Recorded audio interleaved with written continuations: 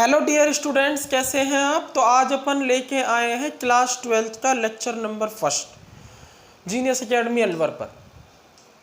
तो आज lecture first लेके आए हैं ठोस अवस्था, चैप्टर नंबर 1। क्लियर है। बहुत ही अच्छा, बहुत ही इंटरेस्टिंग चैप्टर होने वाला है। और मैं आपको बता देता हूँ, इस चैप्टर से कॉम्पिटिटिव एग्जाम्स में भी बहुत सारे क्वेश्चंस, ढेर सारे क्वेश्चंस आते हैं।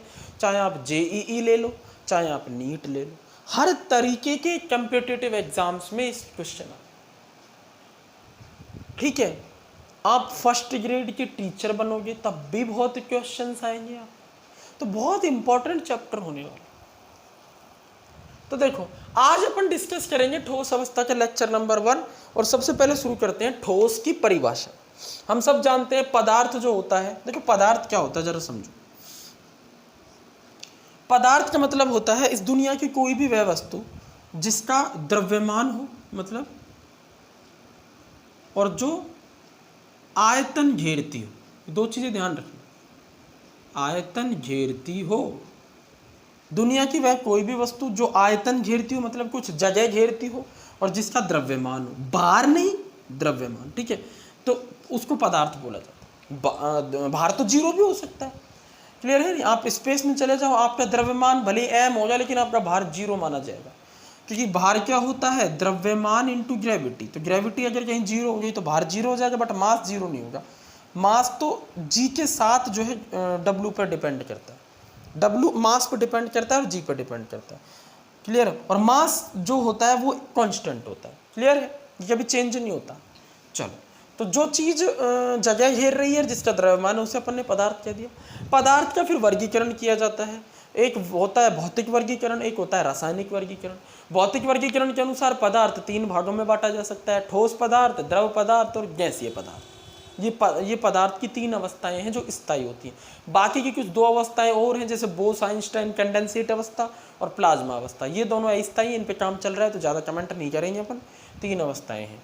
और रासायनिक वर्गीकरण के अनुसार पदार्थ को शुद्ध पदार्थ में विभाजित किया जाता है और मिश्रण में। शुद्ध पदार्थ को तत्व और यौगिक में विभाजित किया जाता है, और मिश्रण को समांगी और विषमांगी मिश्रण में विभाजित किया जाता है। तो वो सारी बातें होती हैं। आज अपन को देखना है सिर्फ ठोस के बारे में। चलो, बहुत बढ़िया ना। तो ठोस अवस्था यानी पदार्थ ठोस है, उसकी पूरी जानकारी दे देंगे सर हमको इस चैप्टर में। तो क्या होती है भैया ठोस? ठोस की क्या है परिभाषा? पदार्थ की वह भौतिक अवस्था, जरा ध्यान से समझना, पदार्थ की वह भौतिक अवस्था, पदार्थ की वह भौतिक अवस्था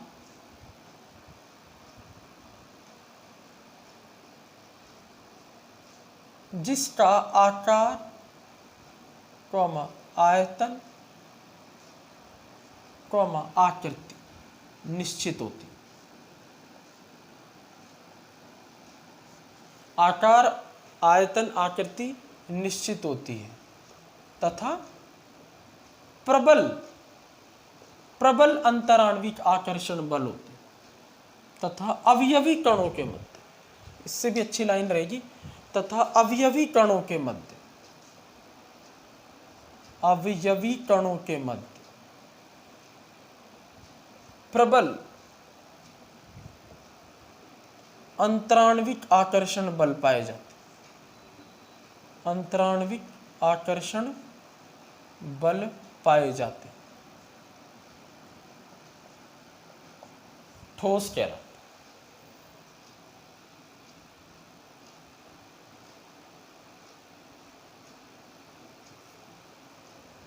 क्लियर हो रहा है कुछ कुछ? पदार्थ की वह भौतिक अवस्था जिसका आकार निश्चित है, आयतन निश्चित है, आकृति निश्चित है, और अवयवी कणों के मध्य प्रबल अंतराण्विक आकर्षण बल पाए जाते हैं। कण एक दूसरे के इतने पास होते हैं कि पैक हो जाते हैं एक दूसरे। ठीक है। नहीं, अवयवी कण क्या होते हैं जरा समझे, कि इंग्लिश का वर्ड है अवयवी कण। क्लोजली पैक होते, क्लोजली पैक्ड रहते हैं।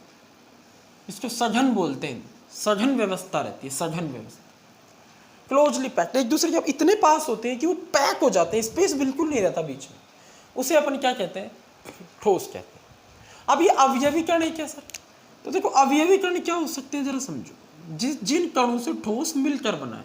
अवयवी कण तुम्हारे परमाणु हो सकते हैं, अवयवी कण तुम्हारे अणु हो सकते हैं, अवयवी कण तुम्हारे आयन हो सकते हैं। तीन चीज़ हो सकती हैं, अवयवी कण परमाणु हो सकते हैं, अणु हो सकते हैं, आयन हो सकते हैं। जैसे परमाणु कहाँ होते हैं, जैसे हीरा ठोस है, हीरा ठोस होता है, इसमें कार्बन के परमाणु होते हैं। ग्रेफाइट ठोस होता है, इसमें कार्बन के परमाणु होते हैं। एक एक एग्जाम्पल समझा देता हूँ। अणु, जब अवयवी कण अणु हो तो ऐसा कोई ठोस, ठोस कार्बन डाइऑक्साइड, ठीक है ना। और बर्फ इसके सबसे बेस्ट एग्जाम्पल, बर्फ में H2O के अणु तो होते हैं, ठीक है ना, और बर्फ ठोस है।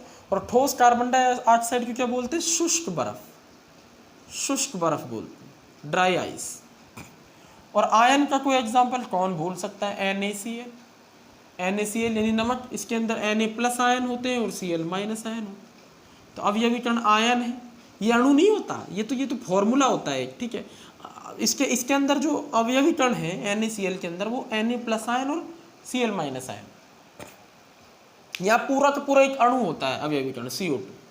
क्लियर है भाई। हीरे के अंदर क्या हो रहा है, कार्बन कार्बन कार्बन, इनके बीच में ऐसे बॉन्ड है, ऐसे हीरे के अंदर लगातार होते हैं, नेटवर्क ठोस होता है, ठीक है ना। कार्बन डाइऑक्साइड या पानी के अंदर क्या होता है, जैसे CO2 का एक अणु है, फिर दूसरा अणु, तो इनके बीच में बल होता है, वैन डर वाल बल।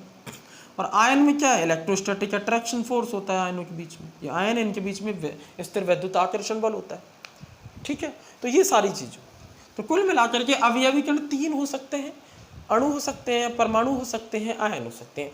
अलग अलग ठोसों में ये अवयवी कण या तो परमाणु हो सकते हैं, या अणु हो सकते हैं, या आयन हो सकते हैं। एग्जाम्पल देखिए, मैंने आपको बताया। चलो बहुत बढ़िया, ठीक है। अब अपन बात कर लेते हैं यहाँ पे ठोसों के गुणों की, फिर उसका वर्गीकरण करेंगे, ठोसों का वर्गीकरण कैसे किया जाता है। ठोसों के गुणधर्म, सबसे पहला गुण क्या है ठोसों, ठोसों का सबसे पहला गुण है अवयवी कणों के मध्य प्रबल अंतराण्विक आकर्षण बल।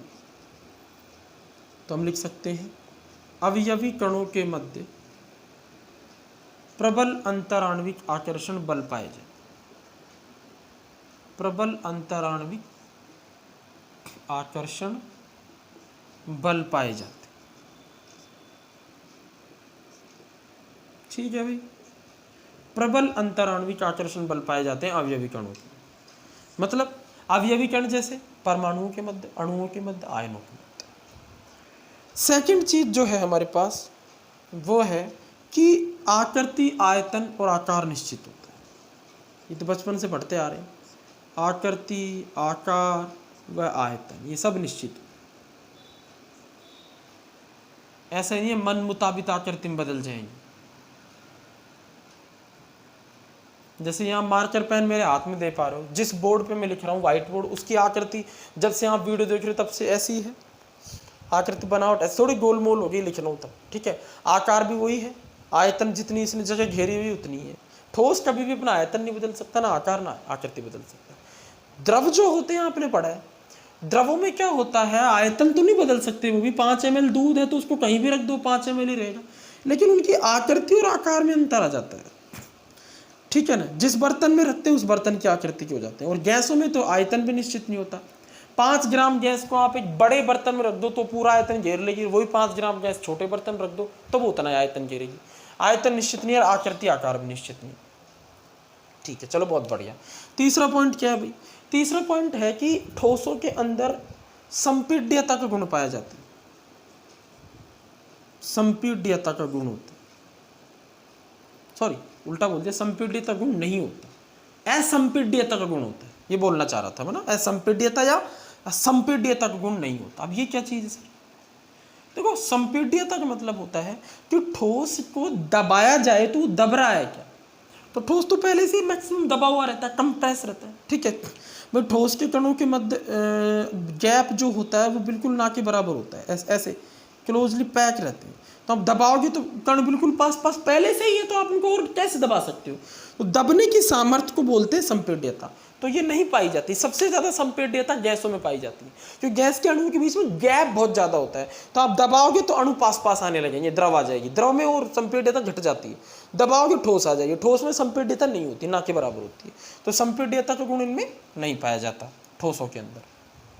अच्छा, चौथा गुण विसरण पाया जाता है। क्या विसरण धीमी गति से होता है, बहुत धीमा, ना के बराबर, विसरण बहुत ही मंद होता है, या ना नहीं भी होता है, ऐसे लिख सकते हैं, कुछ में तो नहीं भी होता। विसरण बहुत ही धीमा होता है या नहीं होता है, ऐसे लिख सकते हैं।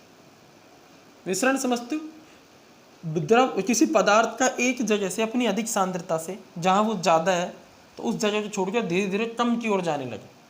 तो ये सब गैस और द्रवों की चीज़ें। गैस को आप जैसे कहीं पर हलवा बन रहा है तो वहाँ से गैस निकलती है, वहाँ पर बन रहा है तो वहाँ पर सांद्रता अधिक है गैस की, धीरे धीरे चारों तरफ फैल जाएगी वायुमंडल में, तो विसरण बहुत तेजी से होगा, पता लग जाएगा। ये लीकेज हो रही है लिक्विड पेट्रोलियम गैस में, एलपीजी में, सिलेंडर में, तो पता लग जाएगा। ठीक है, द्रव में भी होता है। आप द्रव को छोड़ दो फर्श पर तो वो एक जगह से दूसरी जगह चलने लगेगा। हाँ, द्रव में थोड़ा कम हो जाता है वैसे, क्लियर है नहीं? ठोसों में तो बिल्कुल भी विसरण नहीं पाया जाता, ना के बराबर विसरण पाया जाता। वही अवयवी कणों के बीच में आकर्षण बल बहुत ज्यादा है, तो अणु फ्री नहीं है, कहाँ से भागेंगे एक जगह से दूसरी जगह, तो विसरण बहुत ही धीमा होता है। गलनांक की बात करें तो उच्च होता है, ठोसों का गलनांक तो उच्च होगा, सीधी सी बात, गलनांक उच्च होता है। वह तीक्ष्ण भी होता है।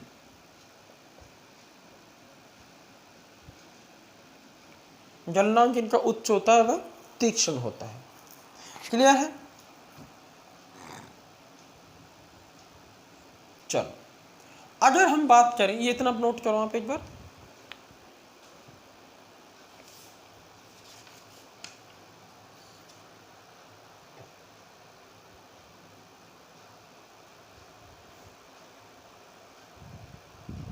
चलो बहुत बढ़िया है ना। और भी कई अपन लिख सकते हैं, दृढ़ होते हैं, मजबूत होते हैं, ये ठोस दृढ़ या मजबूत होते हैं। देखो अपवाद हर जगह है। ग्रेफाइट ऐसा ठोस है जो मुलायम होता है, मजबूत नहीं होता। मैक्सिमम जो ठोस होते हैं ना, उनके आधार पर ये पॉइंट बना रहा हूं मैं। अपवाद तो केमिस्ट्री पढ़ रहे हो तो अपवाद पढ़ना सीख लो, आदत डाल लो, ठीक है। कुछ ठोस नहीं भी होते दृढ़, लेकिन मैक्सिमम होते। कुछ ठोस ऐसे भी जिनका बिल्कुल कम होता है, एक आध ठोस ऐसे भी है, मैक्सिमम का उच्च होता है, तो इसलिए ऐसे लिख दिया। तो वाली बात, ठीक है। इनका घनत्व तो बहुत उच्च होता है ठोसों का। ये क्या चीज़ है भाई, जरा एक बार मैं आपको एक चीज़ बता करके देखता हूँ। देखो, हमारे पास क्या है, 5 ग्राम H2O है। अब इस 5 ग्राम H2O को मैंने जमा दिया तो ये ठोस बन गया बर्फ। मैंने इसको 5 ग्राम H2O को द्रव ले लिया और 5 ग्राम H2O को गैस ले लिया, ऐसे ले लिया। अब बर्फ क्या होगा, बर्फ का आयतन सबसे कम होगा, द्रव का उससे ज़्यादा होगा, गैस का सबसे ज़्यादा होगा। घनत्व क्या होता है, दो चीज़ों पर निर्भर करता है, वस्तु या पदार्थ के द्रव्यमान के तो ये समानुपाती होता है, और आयतन के ये व्यतिक्रमानुपाती होता है। तो यहाँ द्रव्यमान तो 5-5 ग्राम है, ठोस का भी, द्रव का भी, गैस का भी, ठीक है। लेकिन ये तो कांस्टेंट हो गया, तो आयतन पे वेरिएबल है, यहाँ पर बदल रहा है। अब किसका आयतन सर्वाधिक है, जब 5 ग्राम जल को मैंने गैसीय अवस्था नहीं भापीय अवस्था में लिया, जब 5 ग्राम जल को मैंने भाप बना दिया, तब सबसे ज़्यादा आयतन होगा, तो घनत्व तो सबसे कम हो जाएगा। और वही 5 ग्राम बर्फ जो जल है वो ठोस अवस्था में, बर्फ अवस्था में होगी, तो इसका आयतन सबसे कम होगा, तो घनत्व तो सबसे ज़्यादा होगा। तो इसलिए मैंने लिखा कि ठोसों का घनत्व सामान्य तो उच्च होता है, द्रव और गैसों की तुलना में बहुत ही उच्च होता है ठोसों का घनत्व। तो आई होप ये पॉइंट आपको अच्छे से समझ में आए होंगे, ठीक है। इनको आप नोट कर लीजिए। इसके बाद अपन बात करते हैं ठोसों के वर्गीकरण की, कि ठोसों को वर्गीकृत कैसे कैसे किया जा सकता है। चलो बहुत बढ़िया, अब अपन हेडिंग लगा लेते हैं ठोसों का वर्गीकरण।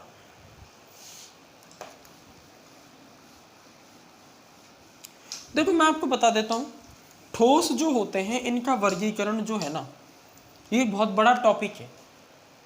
ठोसों का वर्गीकरण दो तरह से किया जाता है वैसे तो, लेकिन पहला वर्गीकरण ही हमें पढ़ना है, दूसरा अपने आप समझ आ जाएगा। पहले आप समझो, ठोसों को दो भागों में विभाजित किया जाता है, एक होता है क्रिस्टलीय ठोस और एक होता है अक्रिस्टलीय ठोस। ठोसों को दो भागों में विभाजित किया जा सकता है। अब ये कैसे किया है, इनके अवयवी कण है ना, अणु, परमाणु या आयन, इनकी व्यवस्था के आधार पर किया है। हमने ठोसों का वर्गीकरण हमने ठोसों में पाए जाने वाले अवयवी कणों की व्यवस्था के आधार पर किया, कि साहब अवयवी कण जैसे परमाणु, अणु, आयन, ये किस तरह से व्यवस्थित है, इस आधार पर ठोसों का वर्गीकरण किया जाता है। तो ठोसों को दो भागों में वर्गीकृत किया जाता है। ठोसों का वर्गीकरण,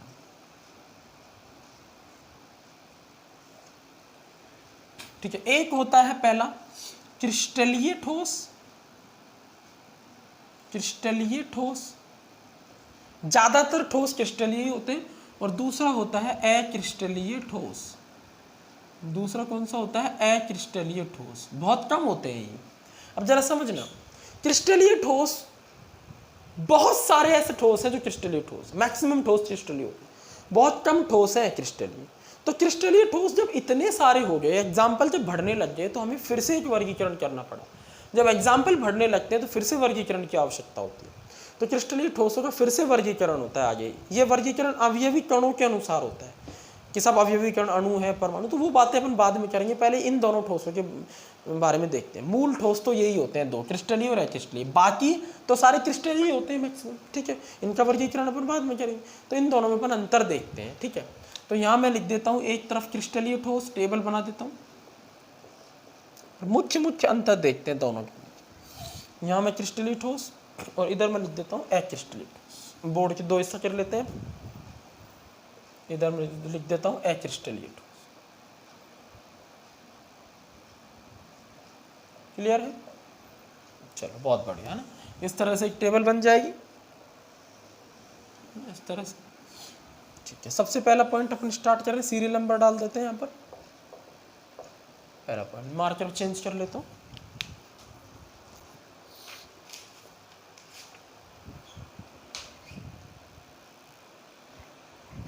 चलो, तो अब अपन बात करते हैं सबसे पहले क्रिस्टलीय ठोस की। तो देखो, क्रिस्टलीय ठोस क्या होते हैं? ऐसे ठोस जिनमें अवयवी कण एक नियमित व्यवस्था में पाए जाते हैं और इनका ज्यामितीय स्वरूप निश्चित होता है। जरा समझो, अवयवी कण नियमित व्यवस्था में पाए जाते, नियमित व्यवस्था में पाए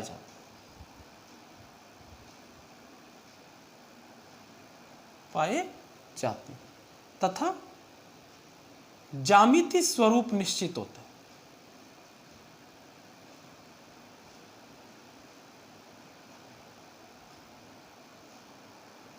ज्यामितीय स्वरूप निश्चित हो। जब तक इनको आप गला नहीं दोगे तो जैसी ज्यामिति इन्होंने धारण की हुई है ना, वैसे ही रहेगी। जब तक ये गल नहीं जाएंगे, मतलब अपने गलनांक पे आके ये द्रव में न बदल जाएंगे, तब तक एक ही ज्यामिति के रहेंगे। और अवयवी कण नियमित व्यवस्था में पाए जाते हैं। जरा मैं समझाता हूँ इसको, यहां देखते हैं। अवयवी कण अनियमित व्यवस्था में पाए जाते, मतलब कोई नियमितता नहीं होती, ठीक है। उल्टा हो जाएगा यहाँ पॉइंट। अवयवी कण समझिए, परमाणु, अणु या आयन अनियमित व्यवस्था में पाए जाते, अनियमित व्यवस्था में पाए जाते,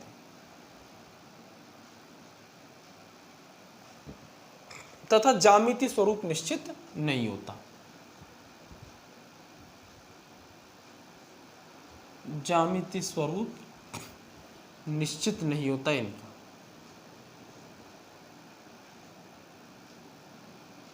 नहीं होता। अब देखो जरा ये व्यवस्था कैसी होती है।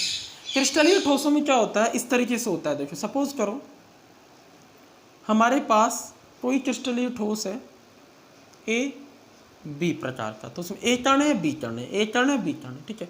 तो ए के बाद बी है, फिर ए है, फिर बी है, फिर ए है, फिर बी है, उसके बाद यहाँ बी है, फिर ए है, फिर बी है, फिर ए है, फिर बी है, फिर ए है, फिर ए है, फिर बी है, फिर ए है, फिर बी है, फिर ए है, फिर बी है, बी है, ए है, बी है, ए है, बी है, ए। अब जरा तुम एक चीज ऑब्जर्व करो यहाँ पर। अब यह भी करना कि नियमित व्यवस्था में ए के बाद बी ही है, चारों तरफ ए के बाद बी है, ए के नीचे बी है, बी के नीचे ए है, ए के नीचे, ऐसे नहीं ए के बाद ए फिर बी है, बी है। अनियमित व्यवस्था नहीं है, नियमित व्यवस्था है, इसीलिए इनके ज्यामितीय स्वरूप में निश्चित है, ठीक है। और यहाँ क्या हो रहा है? अवयवी कण कैसे भी हैं, ए है, फिर बी है, ए है, फिर बी है, थोड़ी दूर तक तो ऐसा मिला, उसके बाद फिर बी है, फिर ए है, फिर बी है। यहाँ थोड़ी दूर तक सही मिलेगा पैटर्न, बी है, ए है, बी है, फिर बिगड़ गया ए है, बी है, ए है, बी है, फिर यहाँ बिगड़ गया ए, बी है, ए है, बी है, ए है, बी है, मतलब कुछ नहीं पता। यहाँ कोई आप बता सकते हो कि व्यवस्था नियमित कहाँ है? कहीं भी नहीं है। तो अनियमित व्यवस्था पाई जा रही, थोड़ी दूर तक तो नियमित थी, ए है, बी है, ए है, बी है, फिर बिगड़ गई, बी है, ए है, बी है, यहाँ भी थी नियमित, बी है, ए है, बी है, ए, फिर बिगड़ गई। तो कुछ रेंज तक, तो कुछ दूरी तक नियमित हो सकती है, बट ओवरऑल पूरे में अनियमित होती है। तो ये पॉइंट मैंने ओवरऑल लिखा है। तथा इनका ज्यामितीय स्वरूप भी इसीलिए निश्चित नहीं हो रहा। अब यदि कण ही अपने आप को नहीं संभाल पा रहे तो ज्यामिति कैसे निश्चित होगी? ठीक, तो ये बहुत ही महत्वपूर्ण पॉइंट। ठीक है, अब जरा इसी पॉइंट से जुड़ा हुआ दूसरा पॉइंट है, इनकी ज्यामितीय स्वरूप निश्चित नहीं, निश्चित है सॉरी, और अवयवी कणों की व्यवस्था भी निश्चित है। तो इनमें एक पॉइंट बोलते हैं अपन, दीर्घ परासी व्यवस्था पाई जाती है। दीर्घ परासी व्यवस्था पाई जाती है, कणों की व्यवस्था है। कणों की व्यवस्था दो प्रकार की होती है, लघु परासी और दीर्घ परासी।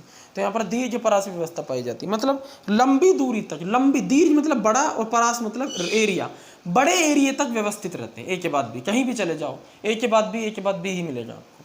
लेकिन यहाँ क्या है, लघु परासी व्यवस्था पाई जाती है, दीर्घ नहीं होती, लघु, लघु कैसे लिखते हैं ऐसे ना, लघु परासी व्यवस्था पाई जाती। कैसी व्यवस्था पाई जाती है? लघु परासी व्यवस्था पाई जाती है। इसका मतलब ये है कि अवयवी कण कुछ दूरी तक व्यवस्थित हो सकते हैं, जैसे एक के बाद भी, फिर उनकी व्यवस्था बिगड़ जाएगी। तो व्यवस्था सही होती है बहुत ही छोटी दूरी तक, फिर बिगड़ जाती है। तो एक तरह से अनियमित व्यवस्था है लघु परासी व्यवस्था का मतलब। ठीक है, चलो अब एक बात बताओ मेरे को खुद से सोच के, जब यहाँ पर व्यवस्था नियमित है तो अंतराण्विक आकर्षण बल भी प्रबल लगते हैं। वैसे ठोसों में तो प्रबल ही होते हैं, लेकिन इन दोनों में तुलना करें तो यहाँ ज़्यादा प्रबल होते हैं और यहाँ दुर्बल होते हैं थोड़े से, अंतराण्विक आकर्षण बल थोड़े से दुर्बल होते हैं। तो अब ऐसा क्यों हो रहा है? क्योंकि यहाँ पर व्यवस्था नियमित है और यहाँ पर व्यवस्था अनियमित है। भाई यहाँ पर फिक्स है कि ए और बी के बीच में अट्रैक्शन लगेगा, फिर अट्रैक्शन लगेगा। यहाँ तो सेम भी आ रहे हैं तो प्रतिकर्षण भी लगने लग जाएगा, और प्रतिकर्षण से क्या हो जाएगा? सीधी सी बात है, अंतराणुविक आकर्षण बल, हम आकर्षण बल की बात कर रहे हैं, यहाँ प्रतिकर्षण बल लग रहा है। तो अंतराणुविक आकर्षण बल जो है यहाँ ज़्यादा होते हैं और यहाँ अंतराणुविक आकर्षण बल कम होते हैं। ठीक है, तो हम लिख सकते हैं यहाँ ज़्यादा होते हैं, अंतराणुविक आकर्षण बल प्रबल होते हैं। अंतराणुविक आकर्षण बल तुलनात्मक रूप से प्रबल होते, तुलनात्मक मतलब इससे तुलनात्मक प्रबल होते हैं।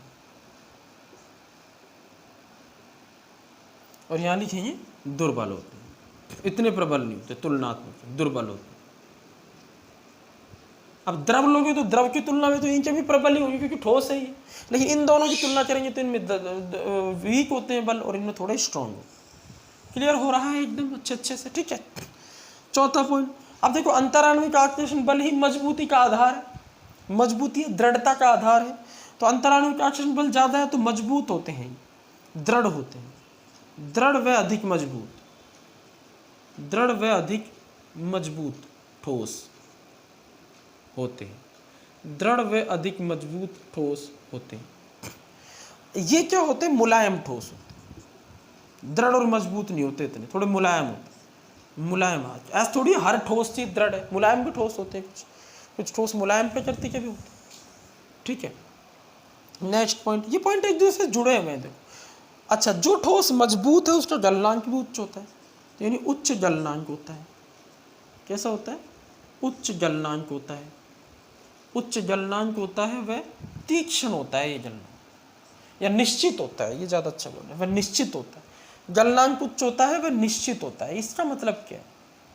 इसका मतलब ये है दोस्तों कि अगर मान लो नमक ले लें हम, नमक की क्रिस्टलीय ठोस, मैं आपको बता देता हूँ, इसका गलनांक 801 डिग्री सेल्सियस होता है। मतलब नमक को अगर द्रव में बदलना है तो नमक को 801 डिग्री ताप देना पड़ेगा आपको, इससे पहले वो द्रव में नहीं बदलेगा। तो गलनांक देखो 801 बहुत उच्च है और दूसरा निश्चित भी है। मतलब ऐसा थोड़ी है कि साहब 700 पे ही ये द्रव में बदल जाएगा, ऐसा थोड़ी है कि ये 700 से लगा के 801 के बीच में किसी भी टेम्परेचर पर द्रव में बदल रहा है। अगर ऐसा होता तो हम कहते फिर निश्चित नहीं है, तो कुछ भी हो सकता है 700 से 801। एक निश्चित पॉइंट पर गलनांक है, यानी गलना निश्चित बिंदु पर जाकर है नमक को, तो इसलिए कहते हैं हम यहाँ पर निश्चित है। ठीक है, रेंज में नहीं है। यहाँ उल्टा होता है, जैसे आपने प्लास्टिक देखा है, प्लास्टिक का गलनांक कितना होता है? बहुत थोड़ा सा गर्म कर दो वो गलने लगती है, और वो गलती भी कैसी है? रेंज में गलती है। वो पहले पिघलेगी, प्लास्टिक को आप रख दो, पहले धीरे धीरे धीरे धीरे गर्म होगी, मेल्ट होना, फिर धीरे धीरे पिघलने लगेगी, लिक्विड की तरह बहने लगेगी, फिर जाके लिक्विड बन जाएगी। ऐसा नमक में नहीं होगा, नमक पूरा सॉलिड रहेगा, अंत में 801 पे अचानक से लिक्विड बनना शुरू हो जाएगा। तो यह निश्चित होता है, यह रेंज में होता है। तो यहाँ हम क्या कह सकते हैं? निम्न गलनांक होता है, कम होता है,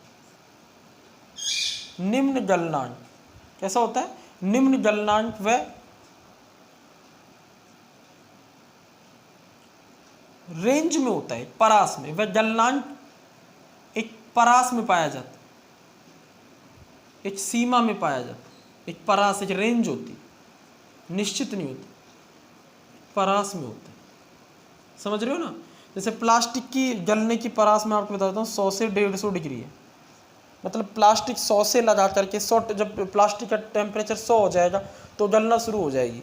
100 से 110 पे गलने लगेगी, 110 से 120 थोड़ा और पे गलने लगेगी, ठीक है, फिर लिक्विड में की तरह बहने लगेगी। 150 आते आते वो पूरी लिक्विड बन जाएगी। पर ऐसा नहीं है कि 150 पर ही पूरी लिक्विड बनी, ऐसा यहाँ होता है, एक पर्टिकुलर पॉइंट पर ही पूरा लिक्विड बन जाता है। जब नमक का ताप 801 हो रहता है, तो जब तक तापमान 801, मतलब जब तक नमक पूरा का पूरा द्रव नहीं बन जाता, ताप नहीं बदलता, 801 ही रहता है। यहाँ 100 से लगा के 150 डिग्री यानी 50 डिग्री तक का रेंज बनता है, फिर जाके लिक्विड बनता है। क्लियर है या नहीं? तो यहाँ पर वो बिंदु अचानक से नहीं आता, यहाँ अचानक से आता है। क्लियर है? आ रहा है कुछ समझ में अच्छे से? ठीक है, चलो बहुत बढ़िया। अब देखते हैं अगला पॉइंट, 6 पॉइंट। 6 पॉइंट क्या है दोस्तों? देखो, गलनांक उच्च है, यहां गलनांक निम्न है, यहां गलनांक निश्चित है हर एक ठोस का, किसी का 801 है, किसी का 700 है, किसी का 600 है, निश्चित है, रेंज नहीं है। और यहां पर रेंज है 100 से 150, 150 से 200, इस तरीके की रेंज डिसाइड है। क्लियर है? चलो अब अपन बात करते हैं नेक्स्ट पॉइंट की। देखो, पॉइंट जुड़े हुए, अवयवीकरणों की व्यवस्था नियमित है, दीर्घ परास व्यवस्था है, आकर्षण बल उच्च है दीर्घ परास व्यवस्था होने की वजह से, तो दृढ़ मजबूत हो गए, गलनांक भी उच्च हो गया। अब एक बात बताओ, इनका गलनांक भी उच्च है, ये मजबूत भी है, इनमें बल भी बहुत ज़्यादा है, व्यवस्था भी, तो यही वास्तविक ठोस है।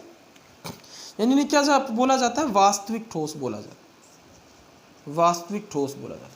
इनको वास्तविक ठोस नहीं बोला जाता, इनको जमा हुआ सा द्रव बोला जाता है, या आभासी ठोस बोला जाता है। हमें ऐसा आभास होता है कि ये ठोस है, आभासी ठोस।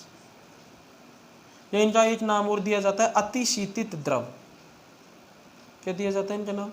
अतिशीतित द्रव।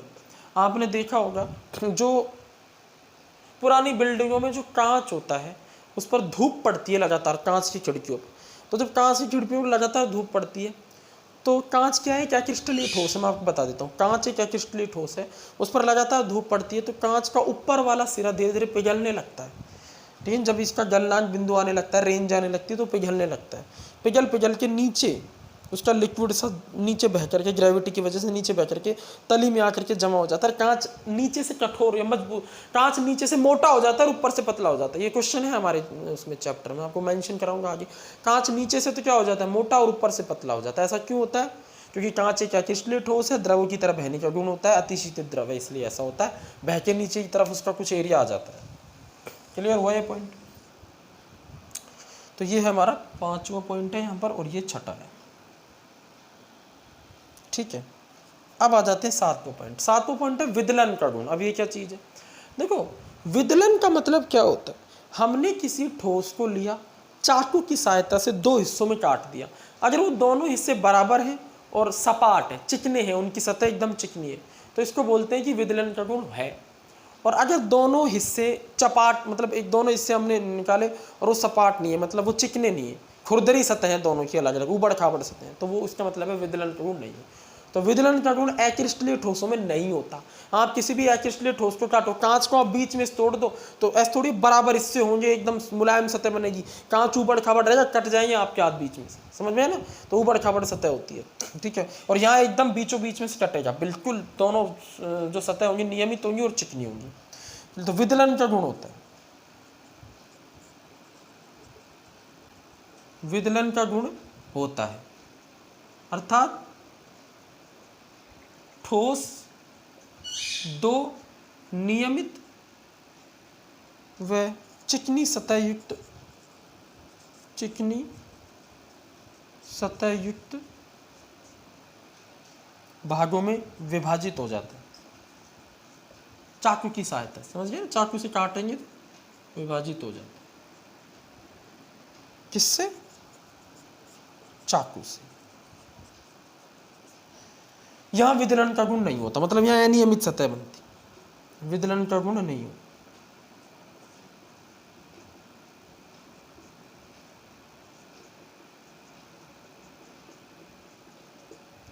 यानी विदलन मतलब यहाँ नियमित और चिकनी सतह नहीं होती, अनियमित व खुरदरी सतह।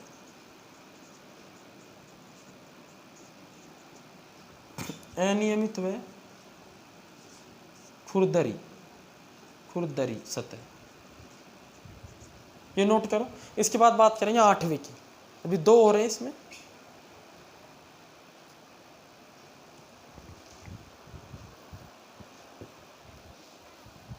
चलो देखो, इसको मैं नहीं मिटाऊं क्योंकि इससे अपन को एक पॉइंट समझाना है आपको, है ना। तो इसको मैं हटा देता हूँ, बाकी ये मिटा देता हूँ मैं, बाकी कोई प्रॉब्लम नहीं। इसको आप नोट कर ही लिए। चलो तो अब अपन बात करते हैं नेक्स्ट पॉइंट की, 8वीं, बहुत इंपॉर्टेंट है।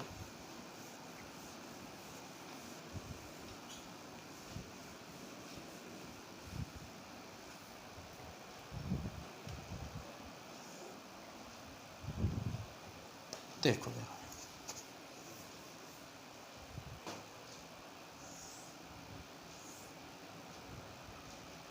तो ये हो जाएगा हमारा 8वां। देखो इन क्रिस्टलीय ठोसों में होता क्या है, मैं आपको बता देता हूँ। गुण पाया जाता है, इसे बोलते हैं अपन समदैशिकता का गुण, सॉरी विषम दैशिकता का गुण पाया, उनमें समदैशिकता में विषम दैशिकता का गुण पाया जाता है, विषम दैशिकता का गुण पाया जाता है। अब ये क्या चीज है भाई? विषम दैशिकता का मतलब होता है एन आइसोट्रोपी, और समदैशिकता का मतलब होता है आइसोट्रोपी। मतलब क्या है देखो जरा समझो, अलग अलग दिशाओं में जाने पर, अलग अलग दिशाओं में विषम दैशिकता, दैशिकता का मतलब होता है, दैशिकता का मतलब समझो अलग अलग दिशाओं में भौतिक गुणों का अध्ययन करना। दैशिकता का मतलब क्या है? अलग अलग दिशाओं में, अलग अलग दिशाओं में, अलग अलग दिशाओं में भौतिक गुणों का अध्ययन करना। और विषम का मतलब है कि वो अलग अलग आ रहे हैं। तो यहाँ क्या होता है, अलग अलग दिशाओं में भौतिक गुण, जैसे अलग अलग दिशाओं में भौतिक गुण जैसे गलनांक, ठीक, अपवर्तनांक, चालकता, ठीक है ना, बाकी और भी ले सकते हो आप, ठीक है ना। गलनांक, अपवर्तनांक, चालकता, इनके मान अलग अलग आते हैं। अलग अलग दिशाओं में भौतिक गुण गलनांक, अपवर्तनांक, चालकता अलग अलग होते हैं, अलग अलग होते हैं। इसे बोला जाता है विषम दैशिकता। पहले समझ लो इसको ना। उसके बाद यहाँ इनमें कौन सा गुण होता है? इनमें समदैशिकता का गुण पाया जाता है। क्रिस्टल अक्रिस्टलीय ठोसों में समदैशिकता का गुण पाया जाता है, गुण पाया जाता है, ठीक है। मतलब आइसोट्रोपी, इंग्लिश में बोलते हैं इसको आइसोट्रोपी। अब जरा समझो, समदैशिकता का मतलब वही है अलग अलग दिशाओं में जाके भौतिक गुणों का अध्ययन करना, और सम का मतलब कि वो भौतिक गुण समान आ रहे हैं, यहाँ अलग अलग आते हैं, ठीक है। तो समदैशिकता का मतलब होता है अलग अलग दिशाओं में, अलग अलग दिशाओं में भौतिक गुण वही होंगे, उसी तरह से अलग अलग भौतिक गुण समान आते हैं। समदैशिकता का मतलब भौतिक गुण समान आते हैं। अब ऐसा क्यों हो रहा है कि अक्रिस्टलीय ठोसों में तो भौतिक गुण चारों तरफ समान आ रहे हैं और यहाँ भौतिक गुण चारों तरफ अलग अलग आ रहे हैं? ये कणों की व्यवस्था में छिपा है इसका राज। जरा चेक करो, आप खुद से सोचो। मैं 2 दिशाएं ले रहा हूँ, एक तो मैं इस दिशा में अध्ययन करता हूँ भौतिक गुण का, इस दिशा में ये पी क्यू दिशा है, पी क्यू दिशा, पी क्यू दिशा। तो पी क्यू दिशा में जरा चेक करो, पी क्यू दिशा में कणों की व्यवस्था देखो कैसी है, नियमित। क्रिस्टलीय ठोसों में कणों की व्यवस्था नियमित है हर जगह। तो ये नियमितता किस तरीके की, व्यवस्था कैसी है? देखो इस लाइन के इधर देखो ए कण है, इधर बी बी बी बी कण है। मतलब पी क्यू दिशा में ए इस तरीके के कण है, या फिर बी बी बी बी इस तरीके के कण है।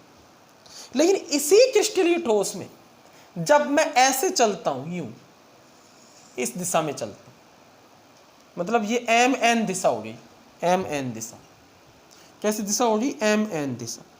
तो एम एन दिशा में जरा देखो, ऊपर देखो, इस लाइन के ऊपर A B A B A B, और नीचे भी A B A B A B.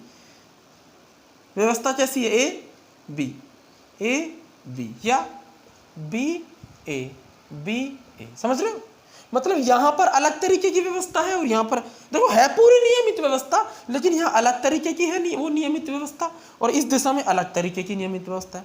तो किसी अपवर्तनांक का अध्ययन अपन इस दिशा में करेंगे तो ए व्यवस्था से अलग अपवर्तनांक आएगा, और इस दिशा में करेंगे तो ए बी व्यवस्था से अपवर्तनांक का मान अब अलग आएगा। तो अलग अलग दिशाओं में भौतिक गुण अलग अलग आ रहे हैं, यही है विषमदैशिकता।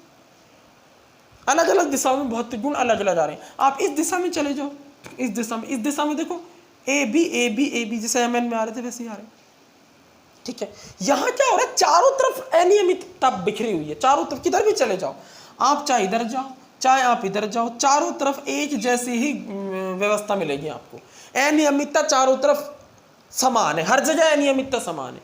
आपको ए बी मिल सकता है, ए भी मिल सकता है, बी भी मिल सकता है। तो हर जगह जब अनियमितता एक जैसी है तो गुण भी एक जैसे होंगे, समझ रहे हो ना? हर जगह अनियमितता एक जैसी है तो गुण भी एक जैसे होंगे, इन अलग दिशाओं में भौतिक गुण समान आएंगे।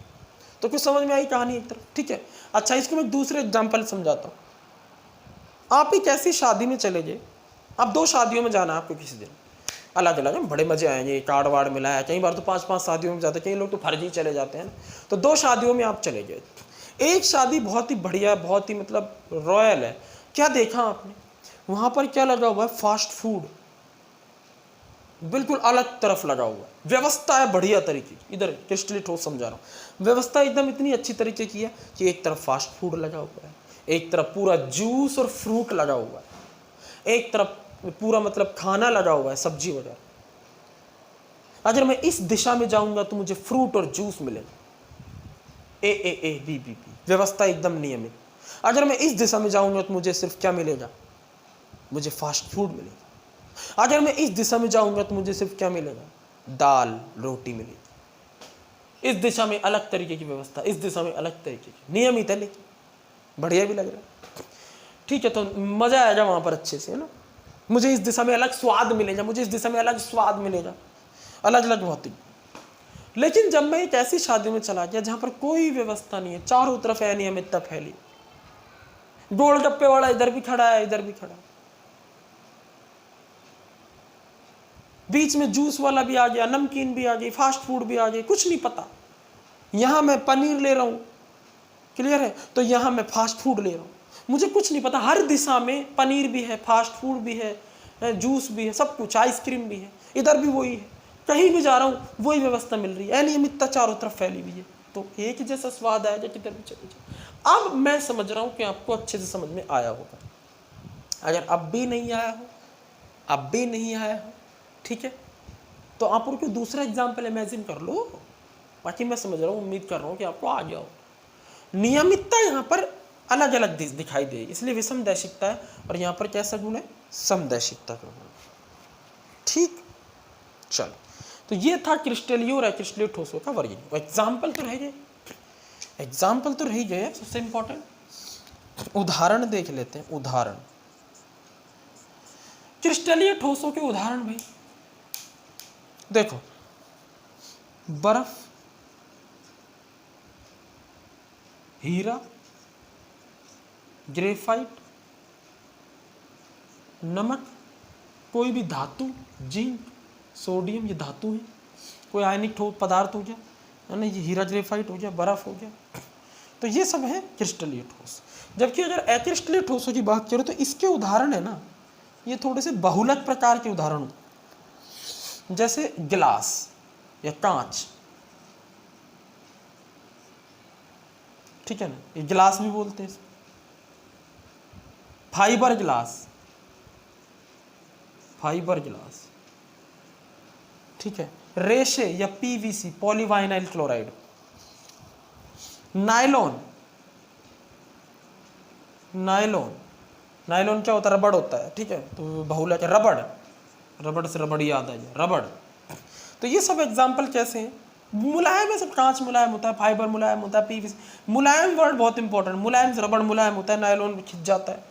तो ये सब क्या है, ये मुलायम नहीं होते, हीरा कहाँ से होंगे, यूरेनियम स्टील से मुलायम थोड़ी है, मजबूत है बहुत, तो क्रिस्टलीय ठोस है, ये है क्रिस्टलीय ठोस। और कोई भी प्लास्टिक अगर आपको ध्यान आ रहा है ना तो वो सब इसमें आ जाए, पॉलीथीन वगैरह जो होती है वह है क्रिस्टलीय ठोस है। तो इसको नोट कर लो, बहुत ही महत्वपूर्ण है, 9 ये चीजें मैंने आपको बताई।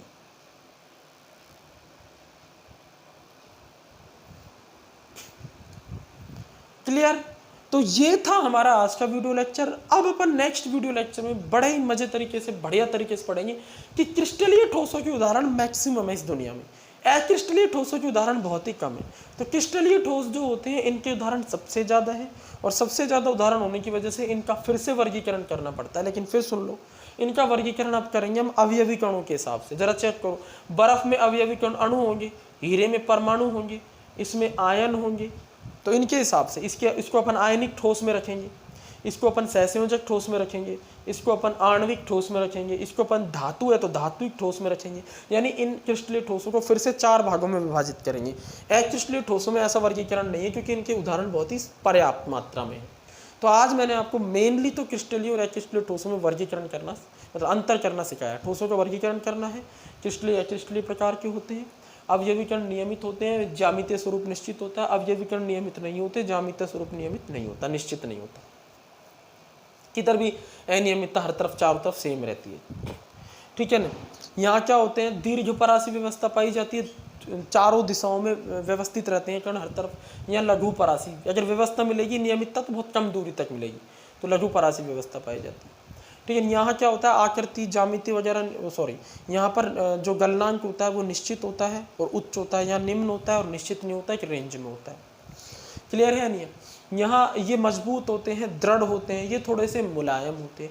यहाँ पर सीधी सी बात है, दीर्घ परासी व्यवस्था है तो अंतराणविक आकर्षण बल बहुत प्रबल होता है, यहाँ उतना प्रबल नहीं होता। होता है, ठोस है तो प्रबल होगा, लेकिन उतना नहीं होता, थोड़ा दुर्बल होता है तुलनात्मक रूप से, ठीक है। यहाँ अगर अपन बात करें तो दृढ़ता बहुत ज़्यादा होती है, गलनांक बहुत उच्च होता है, कठोर होते हैं ये, ठीक है। ये दृढ़ नहीं होते, मुलायम होते हैं, कम गलनांक होता है, रेंज में होता है। यहाँ विदलन का गुण पाया जाता है, मतलब किसी चाकू को लेकर के आप क्रिस्टलीय ठोस को विभाजित करोगे 2 भागों में तो नियमित सतह वाली 2 टुकड़े हो जाएंगे उसके, और उनकी चिकनी होगी सतह, सरफेस एकदम। यहाँ अनियमित सतह बनेगी। आप कांच को बीच में से तोड़ो तो ऐसे थोड़ी एकदम बराबर हिस्सों में टूटोगे, भाई यूँ कर दो इसको, ऐसे एक में ज़्यादा निकल सकता है, 9 के एक में कम, तो अनियमित होती है, ठीक है, और खुरदरी सतह होती है। क्लियर? विषमदैशिकता का गुण पाया जाता है, यहाँ समदैशिकता का गुण पाया जाता है। मैंने समझा दिया अच्छे से आपको, एग्जाम्पल आपके सामने। तो ऑल द वेरी बेस्ट, पढ़ते रहिए। मैं उम्मीद करता हूँ आपको आज का वीडियो लेक्चर समझ में आया होगा। नेक्स्ट वीडियो लेक्चर में क्रिस्टलीय ठोसों का वर्गीकरण और शुरू करेंगे क्रिस्टल विज्ञान। धन्यवाद।